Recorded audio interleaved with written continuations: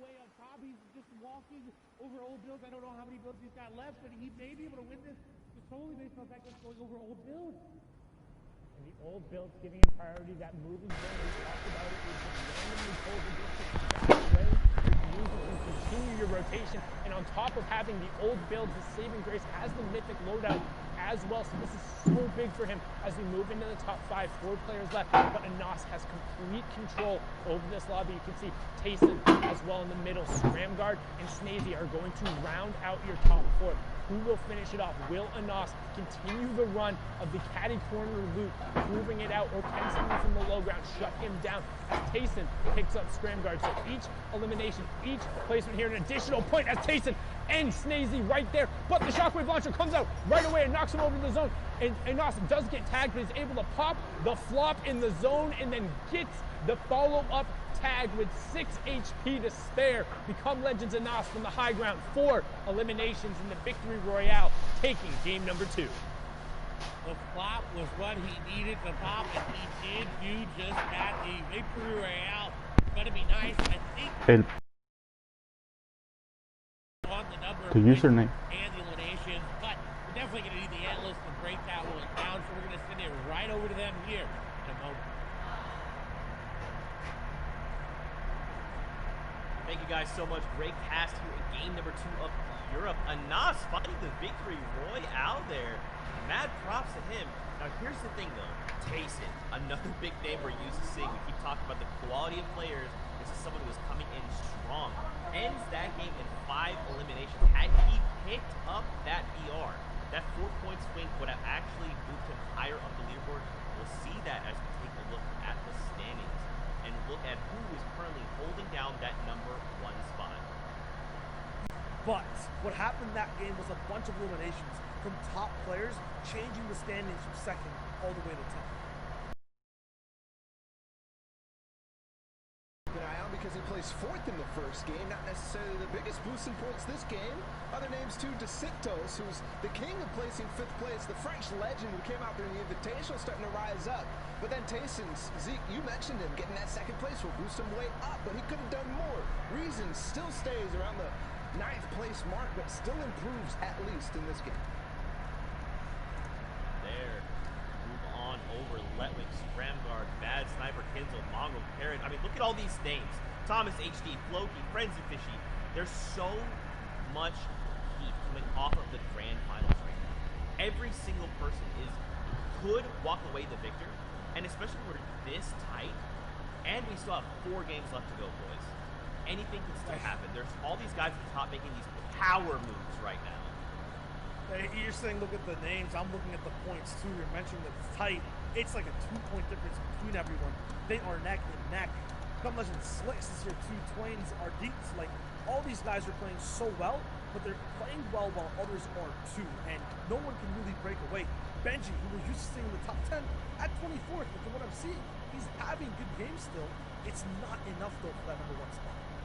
It's kind of another kind of slow start for Benji, which I think some people are maybe starting to get a little used to. He always rises at the top, but that might be a sign that it's back to, you know, the old Benji of Grand Finals, the one who does get good performances and is in the top 10, top 15, very solid out of 100 players, but not quite that win that he's looking for. The other guys, you got to talk about it. More of these powerful plays coming out of these impact players, making what they need to have in half, really manifesting this win right here, right now. Yeah, Grand Finals is all about power, and it comes in many different forms. We're starting off with how power struggles on early games of spawn fights, and Noah Riley, Mr. Savage, they had a big battle down. Noah showed that he was more powerful.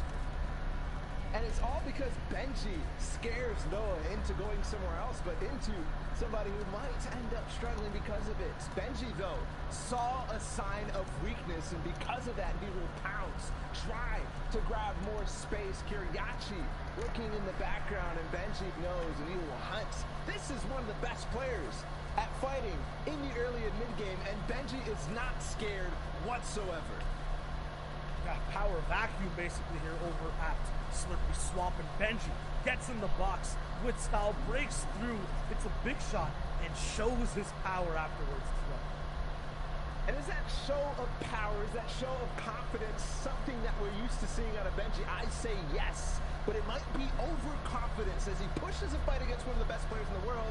Now we're switching over to Flawless, and for him, it's a shift. Yeah, for him, he was holding power in game number 1, continues to, dropping down Froggy, who was in second place on the leaderboards at the time, in that second place slot. Second place for Hen after a very good game number 1, and follows it up with a pretty decent game number 2, a 10th place for him, but a couple of elims to boot. And that will put him where he needs to be if he wants to grab that crown at the end of the day, the ultimate sign of power. He falls in 11th, but that's at least solid enough. Yeah, and this is where power starts for a lot of players in this game. It was Anas who ends up winning, who had Caddy Corner and the Mythic Loop as well. The Shockwave Launcher, Kickstart Shotgun 2, and he just made power become his tool in this endgame. He became legend incarnate, literally just personifying the organization he's on and using this entire endgame as a playground, bouncing people up, shooting them down afterwards. Look at that two-piece right there. Anas looks so dynamic, and yes, you saw Flawless with the hunting rifle, you saw him with the charge shotgun last time, but for me, it was Anas's gameplay, his creativity that really separated him from the pack and showed us his design. Last time we saw Thomas there for a brief moment, but this time it goes down. Kit spawns down at the gas station, and that's where Anas is lurking. He had a good game last time in 10th place, but if you want to become a legend at the end of the day, if you want to solidify yourselves among the great, immortalize yourself, you need to have games like that. Anas and Hen. Both of these guys are definitely looking to break away. I mean, Anas is ahead of the game, 28 points, but Shy, is that going to hold? Didn't hold in game number 1 with Flawless. I feel like when Anas gets that top slot, he holds it completely, especially at Caddy Corner. So I feel like, yes, that's my call. I like it. Quick and concise. With that being said, guys, let's throw it into game number 3 here in EU of the FNCS Grand Finals. Casters, we're sending it back your way and into the action. Thank you so much, Seek Jai Ondala. Insightful as always. Everyone is looking to become a legend, but right now, pick the legend play. Joining us, welcome. My name is Sundown. Joined here by the fantastic, as always, Playstyle, and this is match number 3, the halfway point of the EU FNCS Solos Grand Final. But if you're watching at Party Royale and you just dropped in, hit one of those telephone booths for changing stations. Make sure you get your favorite outfit on and head on over to the main stage. Catch the action out and see where everyone's dropping. And if you notice, the yacht only has one player on it. So I'm interested to see who that player is. Is it Savage? Is it Noah Riley? Who came out on top? And of course, who's going to come out of Caddy Corner on top? That is always a question. And all of these players on it.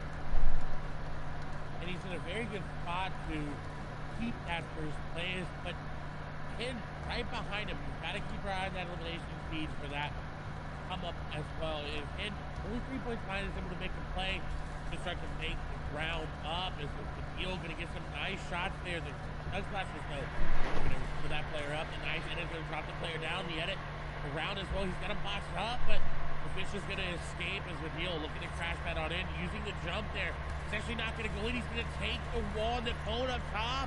And that was so smart to outplay Advise there.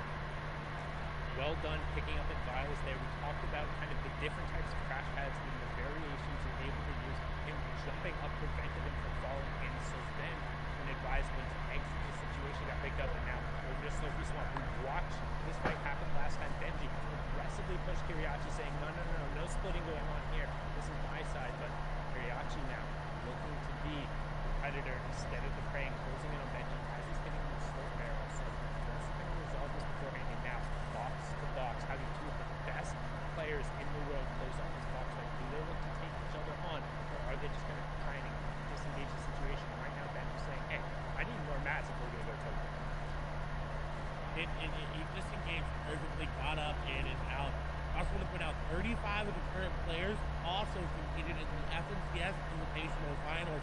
So they've been here before. They've been in this grand finals. They know what to do, especially these two players on the screen right now. Is Curiosity is going to take some damage there from Benji, who is keeping that pressure up with that rare tactical shotgun, and now need to find a creative way inside. Curiosity actually went up and around the shots going through, exchanging high ground and exchanging shots.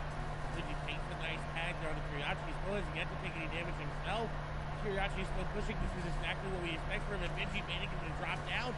Curiosity was ready. The back and forth going in favor of Benji right now. Curiosity keeping the pressure up. Benji going to get tagged up a lot there because he couldn't build the floor. Trying to pick X for that code as the edits come through. Benji going through old builds. This is really good, but once you reset that metal, it's very, very weak and it's easy to hit. Please put some distance between him, Curiosity, and Dominius Snipe. I was going to say Dominius Snipe. Hearing the action going on, wants to take a peek inside, but he very well knows who's there. I'm not sure you want to jump on into that pond. You don't want to get boxed like a fish between those two. It's more like a box between two sharks. Rock and hard place. Pick which one and who's who. Because Benji, right now, just again, looks like he's done enough to fend off Curiosity and say, how long are we going to do this for? How long are we going to burn mats and just sit here and force each other back? Because both of these players are going to hold the other off, or at least make them pay for it if you don't get that initial ambush off the start, which is why you now see Curiosity kind of backing up a little bit, making sure he gets some maps before heading back in towards Benji again, looking to potentially restart this engagement. And I'm not surprised with Curiosity. He is very, very aggressive, but we'll have to see if that turns out to be any of their favors as 7-4.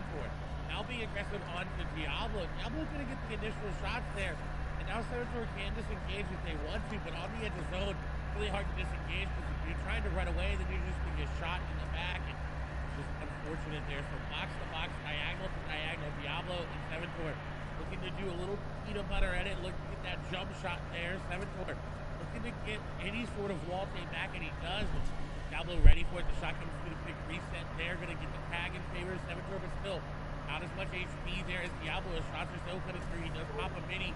Continue back and forth over these peanut butter areas. That's that triangle edit that you see as he goes in. He goes aggressive with that crash pad, but Diablo was ready for it. Did you see how many edits he had, how many space he had in between him and 7-4? He was predicting that perfectly. And 7-4 is ready for the edit. He's ready for Diablo hopping up, and he said, you know what? I'm going to heal out, but I'm going to get that elimination. Yeah, really good job from 7-4 there, baiting Diablo into something that he had owned and committed it to the fight, caught him with the builds up, and following up on the tactical shotgun. And it's really fruitful to resolve that fight because there was a player boxed up right on the edge of zone who would have been able to get shots down. And again, if you are just going in, there's the format on the right hand side. This is first round of close points coming here from 75 and to the top 50. Then it's every 10 players that fall until you reach top 45. And then it's every 5 players until you're into the top 40. So definitely looking at making those 10 games, but also these curve each elimination.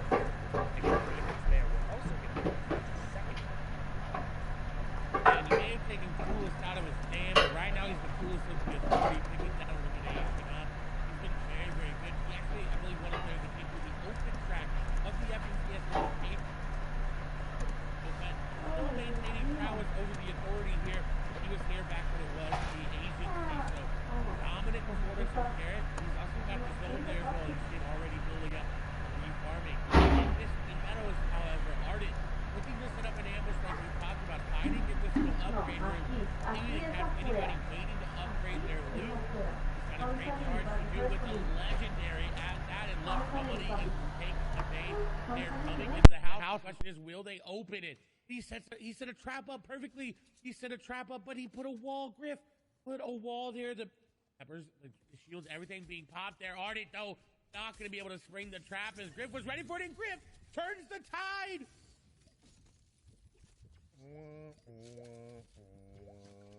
Sometimes you set the trap and the bait, but turns out you are the bait and you don't reel in what you want.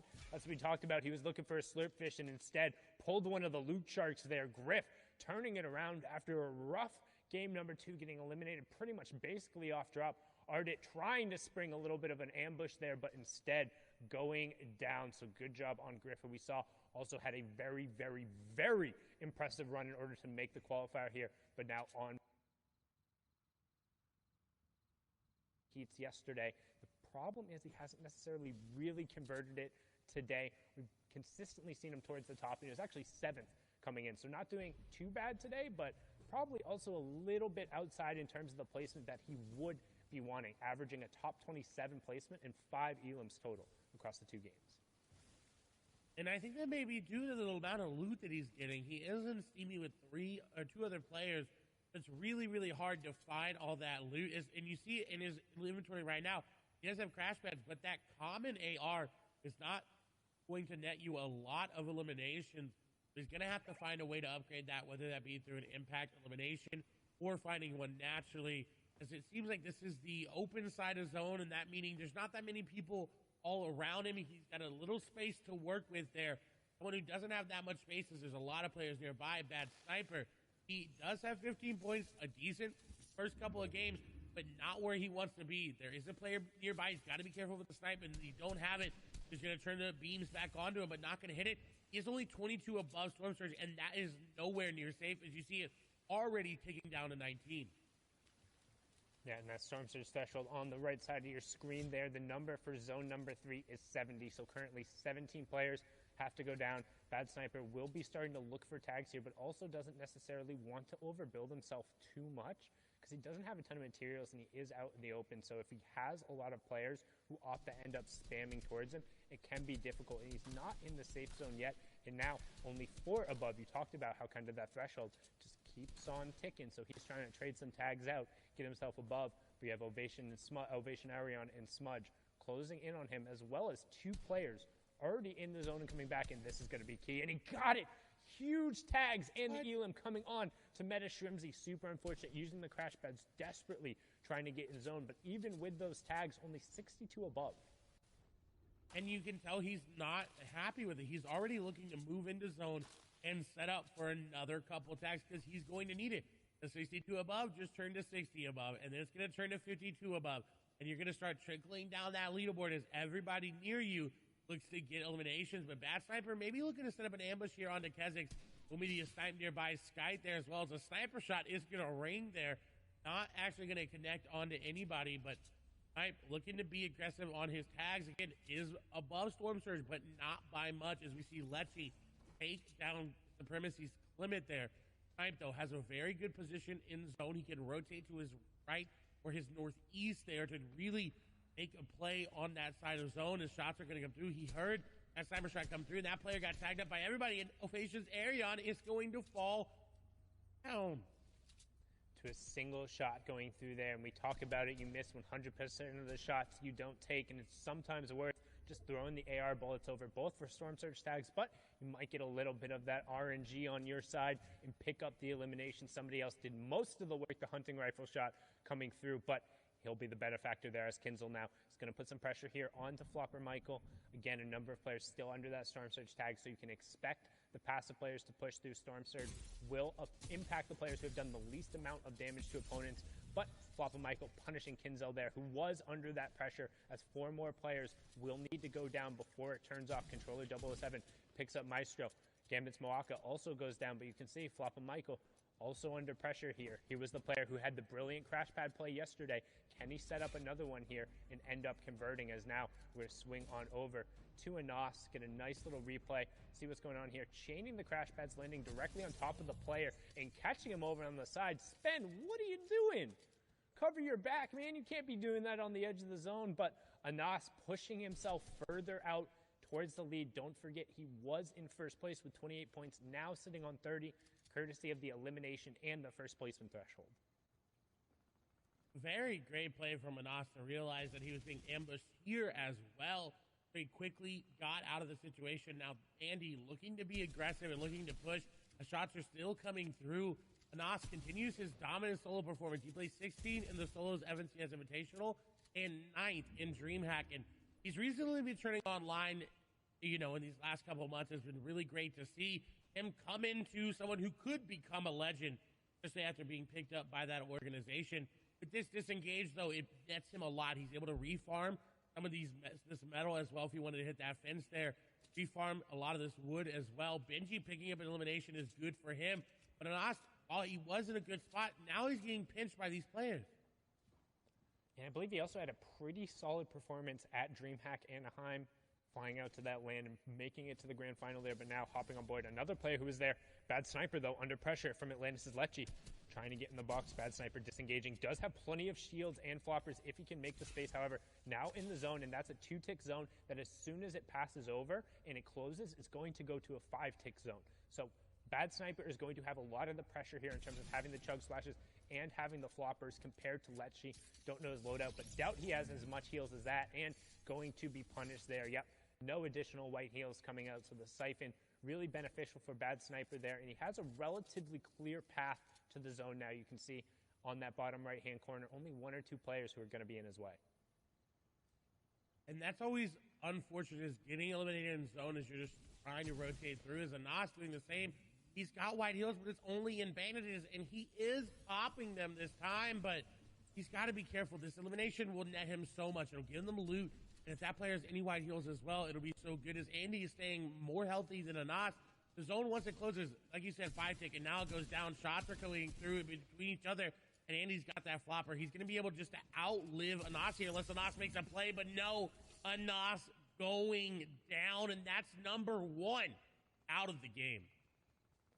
Anas being taken out there, the pressure from the storm, the 5-tick zone. Andy eating all the cabbages, knows exactly where they went, directly into his stomach there. Also has the floppers and the bandages as well. So I'm actually going to argue that he should have used the bandages there and allowed the cabbages to tick himself over the top, but instead going to pop that flopper, going to limit some of his mid-game and later game options there, but opting for safety as now swing on board with reason. Relatively solid performance, was in 9th coming into this game, currently sitting on 18 points, and has a decent loadout for the end game. However, a long rotation he's going to have to make here, Clay. And he has no crash pads and only 1 pepper.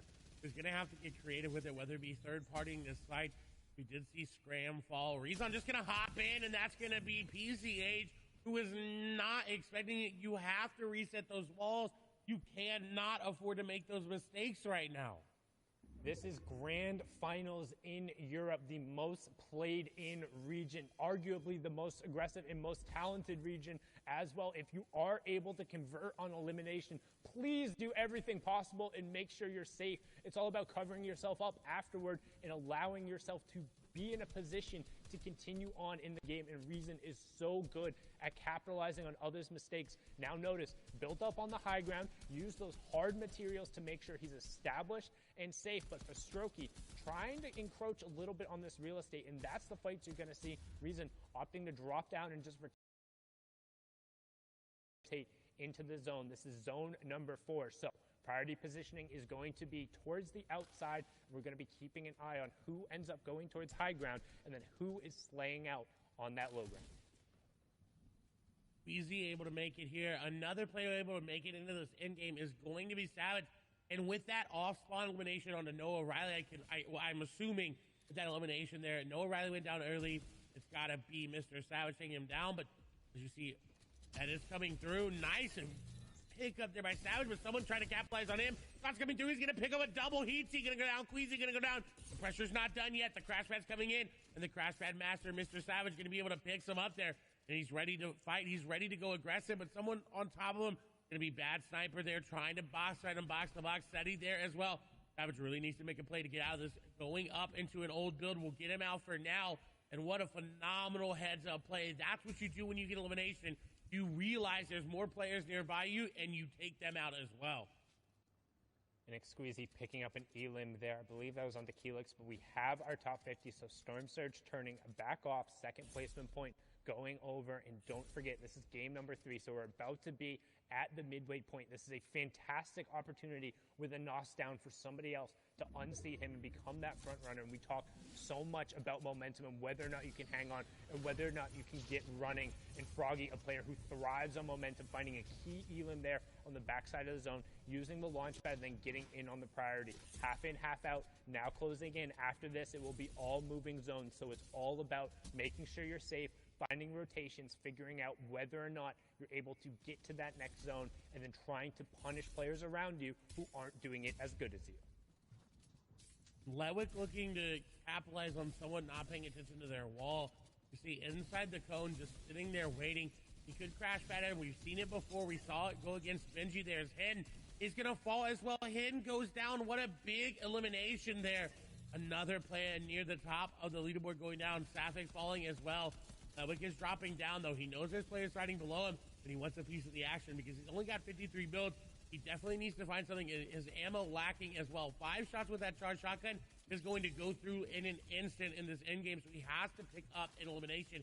He also does not have priority on rotation as it's pulling away from him. Or crash pads in his inventory will allow him to rotate, but not as effectively as some of these other players, and he set this trap. He's waiting for this player to just make the wrong edit and go out. He's waiting. He does have priority on the zone. There's a player right next to his box. I wasn't sure if that player was on the cone. He finds the 83 tag and then follows up right away. ADN going down in 41st, misses the placement point, so a huge pick going right there. Mr. Savage still in the lobby as well. We're into the moving circles. That's the late game. You're going to start seeing players burning utility, using all their builds, just trying to get to that next safe zone and avoid fire from their opponents. But you also have to watch out for those sharks and those aggressive players, the playmakers, and the ones who are going to be the ones driving the action as we're on board here with Dual Media Snipe currently below the threshold for the Storm Surge, but that should turn off shortly here. Only 7 players need to fall. Dual Media Snipe will add into it right now, pushing himself above by taking out Griff and potentially finding a nice little upgrade there in terms of his, yep, he will get the legendary shotgun in there as well. And we're closing in on top 30 as 7-Tor picks up Nate. And with Snipe's inventory, he had 7 crash pads. This is what you want in this meta. You want to have as many crash pads as you can. As bad Sniper is going to be caught trying to take a shield. Mongo's in this game. Xweeze is in this game. Ledwick is in this game as well. We have yet to see Savage go down. Flo is in this game here. Rifla as well. 2 eliminations, 79 builds. We'll see if he's going to be able to get any more. Deceptos is also still up. We saw him there on the wide. That was the player who was in 3rd. He should be able to push up as every 5 players will be a placement point. Reason gets ticked over by Frenzy Fishy. Orange takes out Cartoon. 7-Tor gets Sebi, closing in on top 20. That's another point going over the leaderboard. But Deceptos picks up Wanloss and Savage picks up Z Andy. So still a who's who of top players left, but that's everyone in the lobby. As Thomas HC gets another one. Mongrel picks up an Elam, and Rifla ends Mr. X's run. Skype also getting Orange. 2 more players will need to drop before we close in on that top 10 as 7-Tor also gets Mongo. But the question is, who's on the high ground and is there caddy loot? And right as I say that, Thomas HD with that mythic shockwave launcher. Can we make it? 3 out of 3. Rifla though, bottom right hand corner of your screen. Dual Media Snipe, top right hand. 5 Elams for Snipe, 3 for Rifla. Thomas on the high ground and the wide on your left. And Thomas using it so well, but Rifla is doing just as well as he's being aggressive there on to players that leave. That's going to be a squeeze in the box as he is going to get the elimination there. Thomas may have the high ground right now, but Rifla is putting on a show. Snipe as well, 5 eliminations. Ledwick going to get taken down there by Fadil. I'm going to take down another one as they're going. There for him, 4 for Rifla in the bottom right. Thomas still on the high ground. We're going up a mountain. Keen needs to get up. Otis, Skype, very low HP. Skype's out of builds as well. He's more likely going to take over through the zone as well as Keen. Rifla, very, very healthy. Crash pad up for high ground. Thomas HD going to take it for now. Dual Media Snipe, though, being aggressive. He's going for it. He does not secure it. Thomas HD in zone. Not as healthy as Dual Media Snipe now. Rifla with the RPG trying to throw it down. Shots coming on through. Chaos. Payne going to go down. Sky going to be the one to do it, so he stayed on through the mountain. The HP wasn't enough, but Snipe with 6 eliminations, player right on the edge of his box. He's going to take down Sky, and now Snipe versus Thomas versus Rifla. There's RPG's going to go through. You may have Kid Shockwave Launcher, but I've got a shotgun for you, says Rifla, as he takes him down. 5 eliminations. Rifla versus Dual Media Snipe on the low ground. RPG, Kid Shockwave Launcher as well. He's got too many things to reload. Will it be enough? Will he be able to do it? Dual Media Snipe in a bad spot, though. Does he have floppers? Does he have anything to make it work? Does he have any build? Shots go through. Does that build dropping down? Shockwave's not going to be a factor here. RPG going to be used. Rifle concerned on only using that.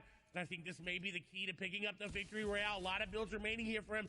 This is the game. Snipe is running out. RPG going down. That should be the shot, and it is. He gets the tag, drops down, comes through, and shotgun for the victory royale.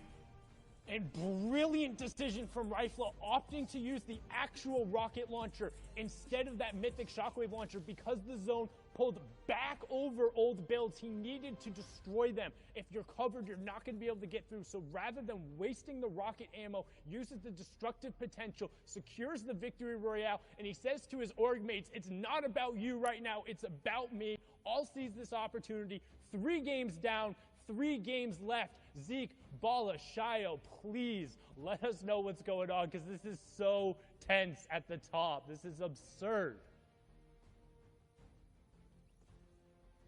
It is absolutely tense at the top. I mean, EU is firing on all cylinders today, and it is an all-out battle at the top. We have to take a look at the standings. Now, we know coming into this game, Anas was holding that number 1 spot. But the question becomes, how many points has he racked up in that last game? And does he still hold that number 1 spot?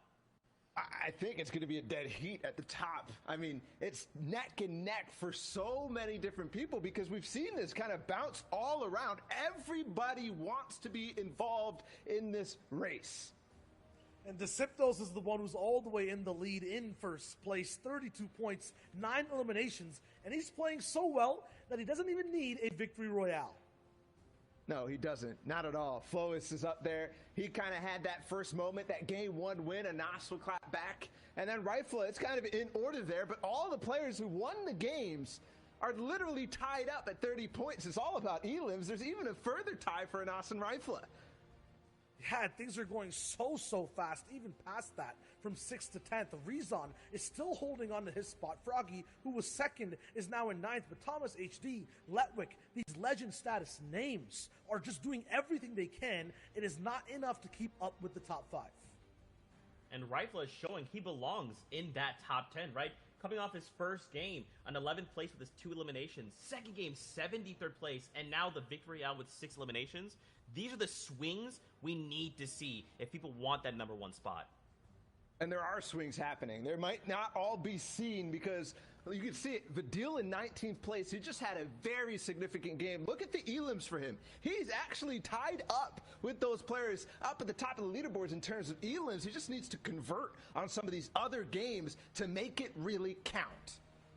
Yeah, everyone past the top 10 are still hungry, and if they can't make these end games, just look at the elims for everyone. Carrot, Squeeze, AR Baffo, they're past 5. They're fighting in that mid game, in the early game, doing whatever they can to get points and stay relevant after game 3 in this competition. Guys, we are off to the races. We are halfway through this sprint, and we can see the finish line there. The question is, who will cross first? The blocks are off. The starting blocks are completely off. These guys are off to the races, like you said.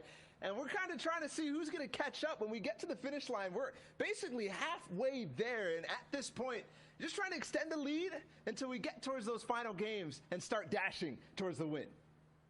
You got to pace yourself, though, right? We've seen it in end games. We've seen it on the leaderboards. These guys who are coming up on top to start with are now not being able to hold on to the first place slot. And it's about first place, Zeke. Man, there's only one Axe of Champions to go around. I mean, there's a lot of stuff, as you mentioned, Bob, that we did miss out of this last game. You got to break it down for us, man. That we do. There are so many things for these guys doing. It's kind of a freestyle on some attempts. Snipe for him. Long range, charge, shock, and shots on players like Bad Sniper who started the day off so strong, but Snipe will start to rise. And there's another one. He's just looking through these small peak boxes, just the space in the end game to build up the box and get more of these. Every time you look out, there's so many people fighting to try to stay alive. Yeah, you mentioned Vidil, who was very much alive in that last game, getting a record amount of 5 eliminations so far in his run in these grand finals. After that, still looking for more for everyone who was in this foot race. It was intense. They wanted to have a leg in the competition.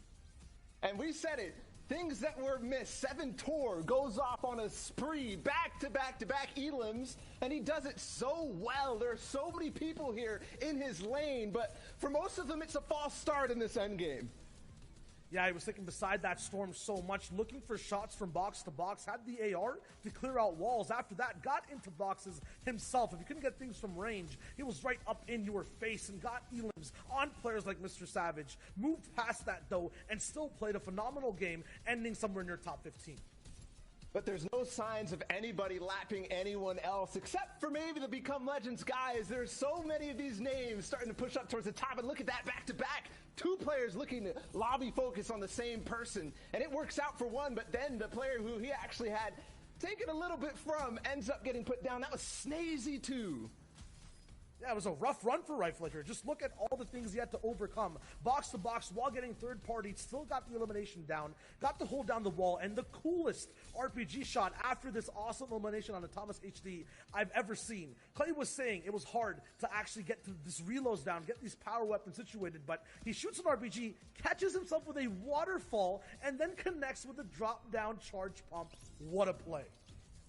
What a shot at the end. That is ridiculous. We've seen that a number of times from the Caddy launcher players. Kit Shockwave launcher is so good, but in that case, he doesn't opt to use it at all, just relies on his pure instincts. Dude, that's all it takes sometimes. Sundown likes to say it best. Some days you just have to make sure you can hit your shots better than someone else. And for Rifle, that's what we're seeing. He's like, hey,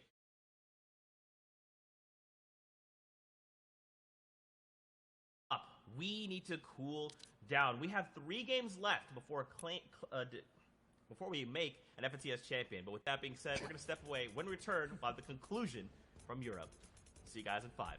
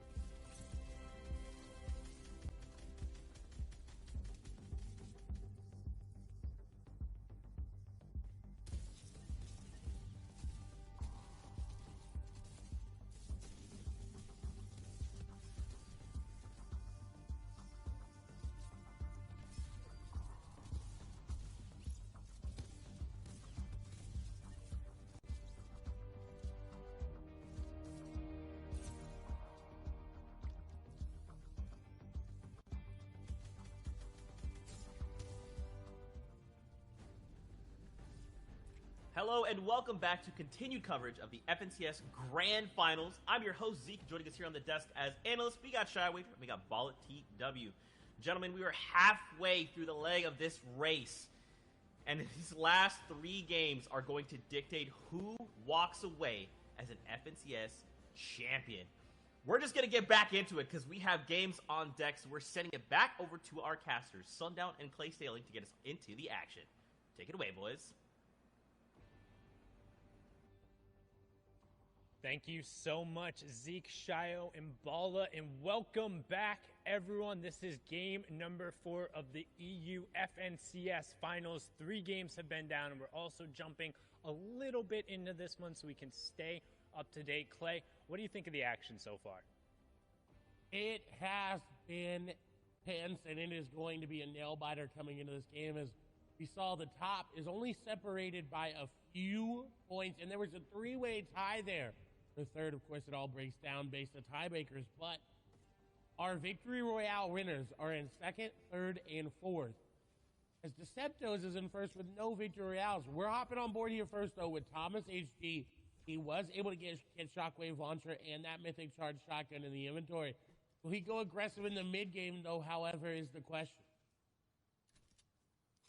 And that's what he's looking for right now. We talked about just how valuable that mythic loot is coming out of Caddy. He also has all of the excess shields and the guaranteed launch pad that comes from the vault, but you still have to execute on the rotation because while it is super valuable, everyone and their mother and their grandmother and probably their 3rd and 2nd cousins and that one person you talked to in 3rd grade the one time as you were at the water fountain, they all want this mythic loot. It is so strong, particularly in solos when it comes to maintaining high ground control in the end game, which allows you to convert at a much higher percentage at actually closing out the game.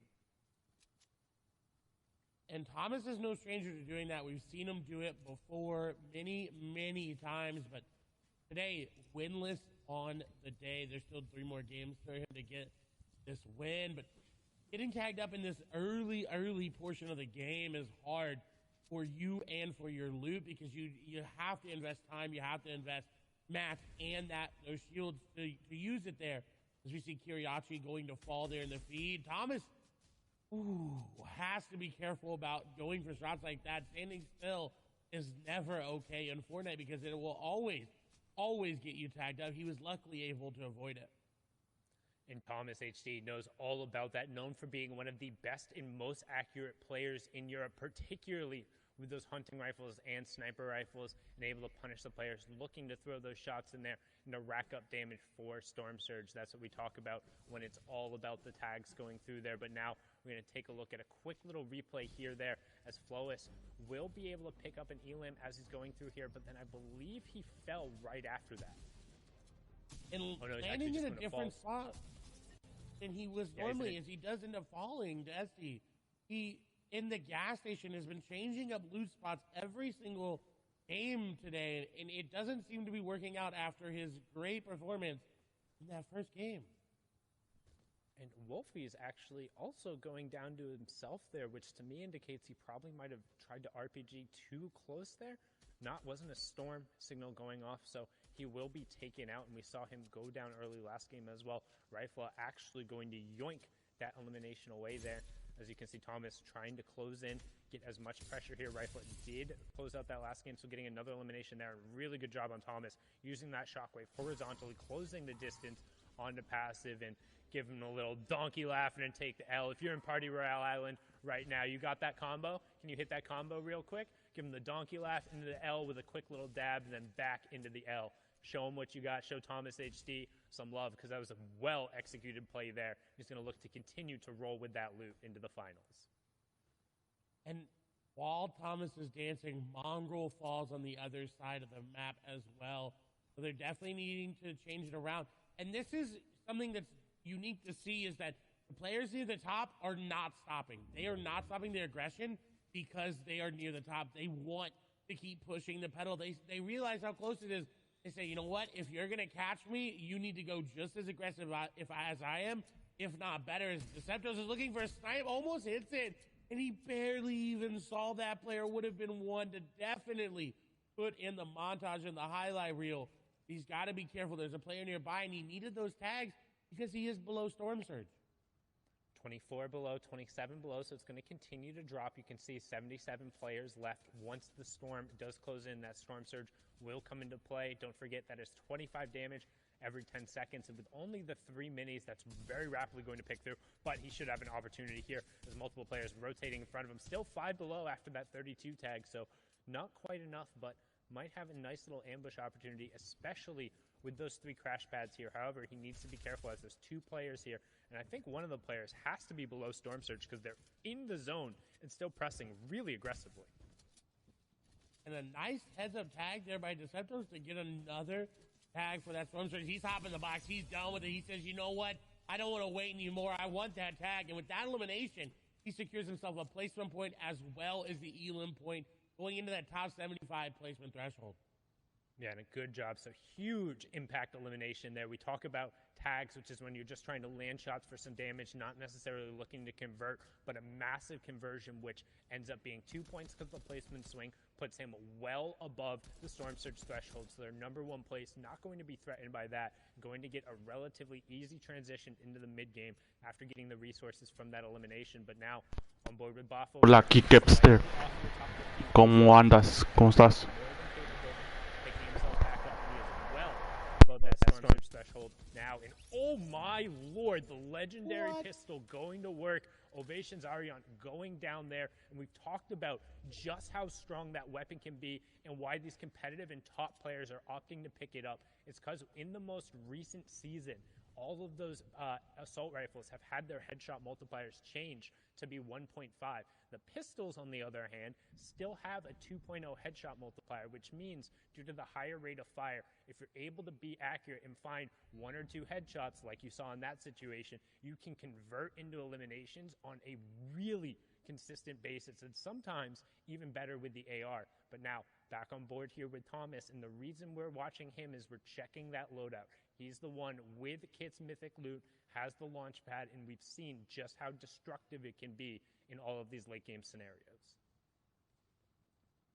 And Thomas has been mastering it so far, but he does get tagged up again. This is not good for Thomas. He's got the Shockwave launcher. He's got a lot of builds, but he's running out of heals as he's going to get a nice beam, and we'll see him Shockwave here momentarily. No, decides not to. As Carrot seems like he ran out of mats or was just in a bad situation. But this is the first time he's been able to actually get an elim and get the loot that comes with it. So that's going to be really good and really scary for these competitors. Because if he's able to pick up any minis or floppers there, he's in a good spot. Someone, however, not in a good spot is Arden. As Hin takes him down very, very low. Arden's going to have to make a play, but there's no play to be made there from him. Yeah, and the storm was on his back, forcing him to rotate through.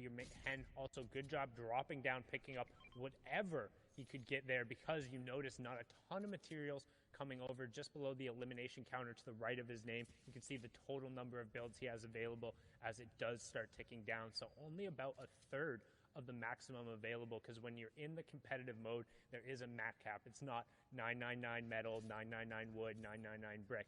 No, you can only carry 500 of each, which ends up equating to 150 total builds. As now we're going to switch on over to an initial replay here of Hen putting pressure down towards the fight and getting kind of this first damage onto Ardit, and it's just like a really good job making sure he's closing this out. And you can see, because the storm is pressing up on the back and Ardit doesn't have the supplies or anything to really get past Hen, he's just forced to go, and Hen faking that he had rotated and then turning around, a really good job picking up that elimination. As now we're going to hop back on board with our current leader, Gamers Origin Deceptos. And where to Holly Hedges, that's really good for players like Rezon. We have not had to move this entire game as it's coming to a close here. He's got a good position in zone as well, as we see a lot of players go down. Storm Surge will be a factor in this next zone as it starts to close. We only need 10 players, however. A little bit less of the players alive, as this was a harder rotate for some players to make. Deceptos, however, is in first, is not slowing down at any moment in time. Constantly looking for tags, constantly looking for picks, constantly looking for anything he can to continue to spread his lead even more, because he was only in the lead before this by 2 points. Now will definitely be in the lead by at least 3 with that elimination, but that's not going to be enough for him. He wants to be 10, 15 points. However many more he can increase, that's where he wants to be. And he's actually following the path of Rezon right now.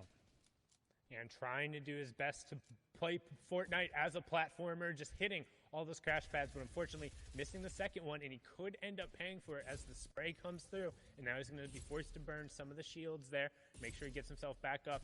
You do see Rifla moving past him there. That was the match number 3 winner, trying to continue his momentum and rolling forward as now back on board here with Deceptos. Burned 2 of his minis and one of the big pots. Also down to just 62 builds and 2 crash pads. So a player right next to him not owning the wall, and he follows up 1, 2, 3 shots, but then he needs to back off right away because he picked up racks, but then another player was squeezing in towards the end. And this is that 4th circle kind of crunch we talk about, where everyone's piling in, establishing their box on the edge of the zone, trying to pull the half in, half out, but not get eliminated and not end up being the focus of other players. That's why you see kind of these different apartment buildings kind of being segmented off towards the side, as now we swing on over to Tayson, who also has Snazy right by him. But Tayson currently throwing some great shots and in an awesome gatekeeping position. And in a very good spot because there's no one really looking at him in that area. Now, if Zone does not pull where he wants it to, he will be in an awkward spot. But you see a shark coming through the background, hitting some players, somebody else down below just trying to stave off the pressure, the lobby spray coming through. And that's what happens when you be a little bit of a loot goblin. Is Milan going to go down, but Tayson looking to get another elimination there. So someone else trying to rotate out as well. A lot of shots going down. Everybody firing. He finds the man's literal foot there as he's getting the shot down to him, but I think that elimination is going to go over to Vadil. So Tayson not able to capitalize on the second elimination, but at least able to pick up 1. And you can see the thought process behind Vadil right there, trying to get around, or Vadil picking up Pinky there, trying to get around and rotate the side using kind of the water and the path that was there. But both the Sharks and the lobby focus and the fact that the players had already established themselves in the zone meant the late rotate wasn't going to pay off. As now, look at the players who are all stacked on top of each other here. We're going to hop on board with Letwick, who's going to pick up Floppa Michael. We are inside the top 50, so second placement point has gone over. Now back on board with Letwick again, trying to push through and find a second Elam. It's Rifla who's going to get down. That was the match number 3 winner, so still plenty of the top players left in this one. But they could go down if Letwick's continuing to push this advantage, but he doesn't have HP in his inventory. He's got the floppers, but no extra minis. This is not what he wanted from that loot. He was hoping for big shields, chug splashes, any more minis there, but not able to get it. Maybe wonder if Rifle was able to steal some of those away as he decides to disengage and actually ends up landing near Slick there. The Strokey down there as well. Slender, Vadil, Queasy, Tayson down there as you see them panning through. Rifle, though, in a very good spot to look at anybody crash padding into zone of shots. Continuing to hit here for him is just tracking beautifully through the air. Milan will fall there, running out of AR ammo though, so this is concerning. He's not able to pick up any of these eliminations. It's not really worth it. Yeah, he's desperately looking for the siphoning because he doesn't have a big pot to take himself over. This is the half in, half out zone, so he's just trying to keep the players from rotating in. But as you see in the bottom right-hand corner, pretty much everyone has already made it right to the edge of the circle. So once we move into zone number 6, aka the moving zones and the late game, it's all going to be about the rotation priority. This is the late game, match number 4. All of the top players are still in it, so keep an eye. 40 players remaining. Zone's going to close here, and we'll have the first reveal of the moving zones. You can see Rifla, Deceptos, Seventor, Steelix, Bion God, all forced to rotate. Look in the bottom right-hand corner. Pretty much the entire lobby is on the south side, and you have to go northwest. This is going to signal a ton of early crash pads, early launch pads, and then players who don't have that utility either looking to recycle it from opponents or just branch out right away. And here it goes. The crash pads and the launch pads are out. Rifle choosing to just launch instead of recycle because he doesn't want to rely on that volatility that is the Fortnite lobby. You see, looking around and scouting everything that he can. He wants as much information as he can. SMG is out. We haven't seen any SMG plays here in competitive Fortnite because not a lot of players are prioritizing it. As an RPG is going to come through. Rifle going to take a lot of damage, and I don't know if he's going to be able to get out of this one. 29 HP. He does have mini shields in his inventory, and you see he did get out, and he is going on the aggression. He has to go forward, and he needs to realize that he's got to be careful. He also needs this. He desperately needs to get elimination, challenging high ground there, and now dropping down. MCS X Squeezy has just picked up a huge elimination. Deceptos going down. Anas also going down. X Squeezy got picked up right before that, but the two top players are now out. This is Rifla's opportunity to stamp it. Hen is out as well. That's another player who is top 6 going into it. All of the legends are dropping, and Rifla saying it's my opportunity to shine. He won match number 3. Kenny turned it around. He picks up Slicks as well, saying, I'm the best of us right now. I will prove it. 39 points. Top 25 going through another placement threshold, but can he execute from the low ground, now hopping up into the mid ground as we get a look at the wide and everyone else rotating through, but back on board with Rifle. Already 4 eliminations and pushing for that next placement threshold at top 20 as Janice picks up Thomas. Shrimsy also going down, another point ticking over, and that's around 40 for Rifle. This is really good to see, but he's got to keep going. He can't get stuck in the zone like this. That's exactly what's happening. He's being held out. Shots come through. Not able to connect on him, and he's going to tick over the zone. 41 points is what he's finished on for this game. So anybody over 41 or close is going to look to challenge. Janus on the high ground. Look in the mid ground. Taste on there as well. Smudge and Sneezy. The deal. PC. Top, 11, 10 players there. As Janus is looking just to spray everybody. PCH rotating through that second high position, looking to get anything going there as Interact is hiding behind Letwick there. We get a lot of wides coming through as Janice is trying to pressure down there. I believe with that pistol there, or maybe an AR, doesn't really have. Payson going to get tagged on up. Smudge and PCH added. Scrib trying to make their rotation through. Slender on the low ground as well as Stacey. PCH is unfortunately going to fall. Interact going to be there as well. Vadil right now on your screen. 3 eliminations, looking to make it more. 9 total players remaining. Got Craftsman, got Floppers. Scrib is going to fall there. Vadil trying to rotate with the last little bits of mats that he's got, and he's got enough hard mats to make one more box, and then he's going to have to make a play. As everybody making plays down below, he's just trying to hold out. He doesn't want to drop down right away. Stacey going down. Nice shot there on the Tayson. It's a mythic loot there, but he's not going to be able to pick it on up. Everybody falling. Fudge going down as well. Floppers being popped here. Does he have enough HP to pop and make it in his zone? The Floppers are going to help him. Letwick going to go down. He was up there near the points as well. Janice maybe able to take this. The FNCS solo invitational winner doing very well, but look at Vadil. Just floppering in zone, trying to mini up, trying to get prepared. As Slender is going to go into zone. The shockwave launcher is here. Janice going to lose high ground there to Vadil. Does he have enough HP to keep it? Does he have enough mats to keep it as well? Vadil dropping down, shockwave being used, everyone being flown. Janice is still there, shots coming through. Vadil going to miss, and unfortunately Slender going to take him down. Now in a 1v1 scenario, Janice launches himself into zone. Oh no, this is not what he wanted. He didn't want that, but shots go through. He hits a lot of damage, and now the HP is back in his favor. Slender has to make a play. Shockwaves being used, and I don't know if there's enough shockwaves left in the game to give Janus the win, but he's got the HP. He's got the shotgun shot. He's got the pressure, but can he find it? Can he find the angle that he needs? He's going to have to drop down sooner or later. The zone. We've got one more, but Slender notices that and gets the jump up dub. Slender with the 4 eliminations in the victory royale, 25 points coming out and executing from the low ground. Janice unfortunately not able to close it out with the shockwave launcher, but a good defense coming out from Slender there. And 4 matches are down with just 2 games remaining. Who will walk away with that #1 spot in Europe? Zeke, Bala, Shio, break it down for us. Let us know what we're looking for.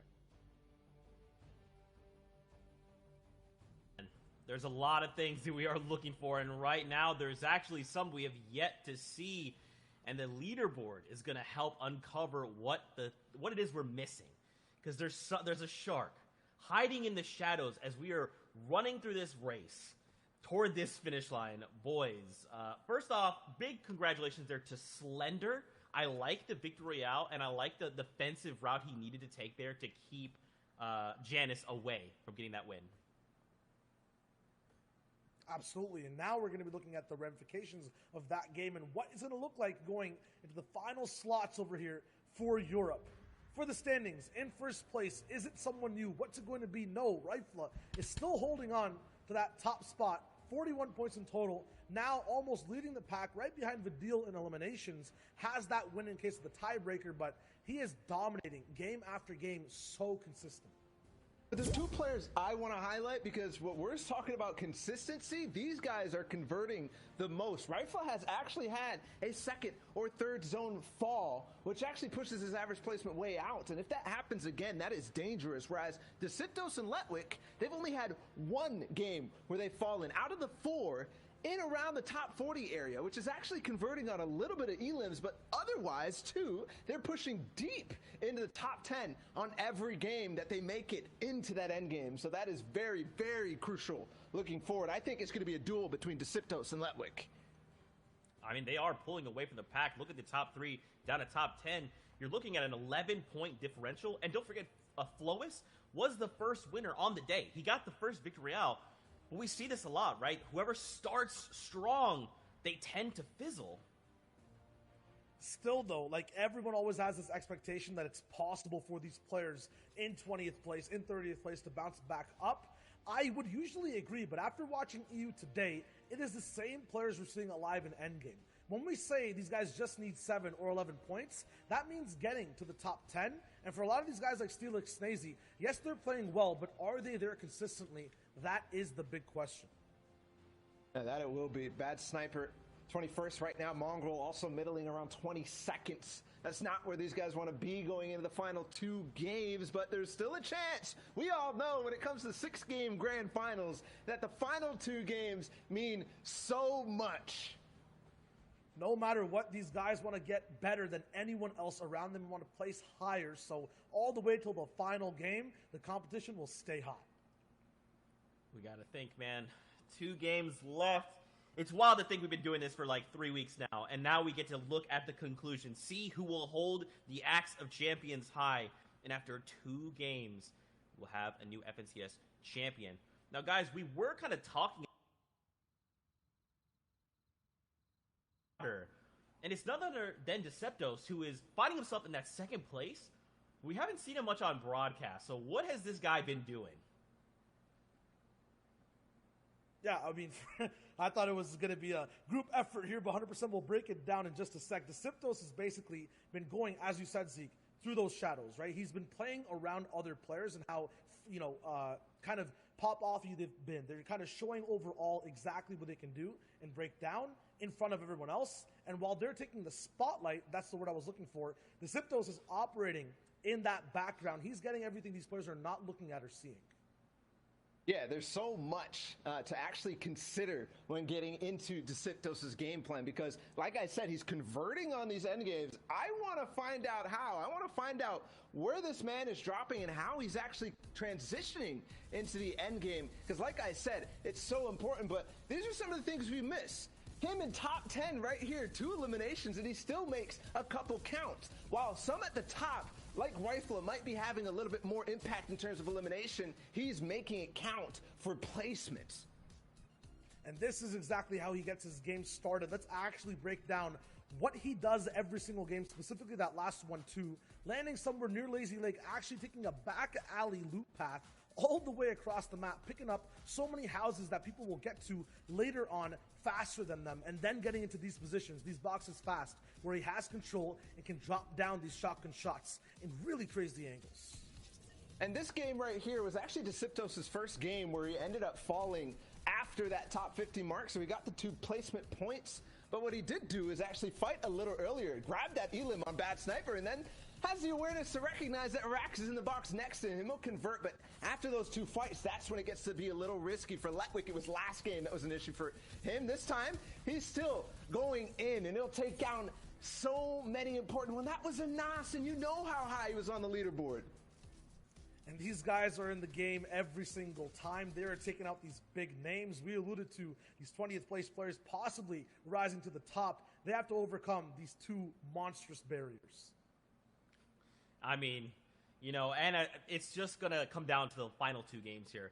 Rifle holding strong at the top, but DeSiptos, they're lurking in the waters. You've got Letwick, who's on the side. Anas, who picked up the Victory Royale, is here as well to play. The Deal, who made it through, which, by the way, sat in the storm forever, was eating floppers, and then is like, oh, I have to get to the storm? I got crash pads, baby, it's good. So many names are in this race right now.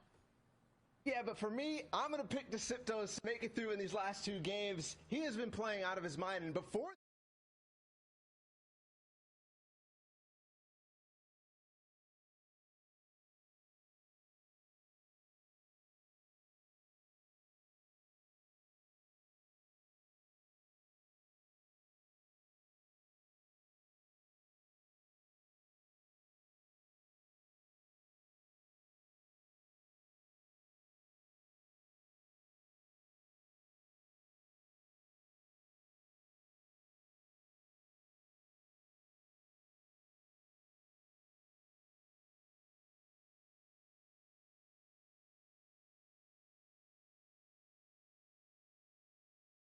top of the leaderboard. You see Rifle currently holding a 4-point lead just over Deceptos and Letwick, but plenty of people within striking distance still.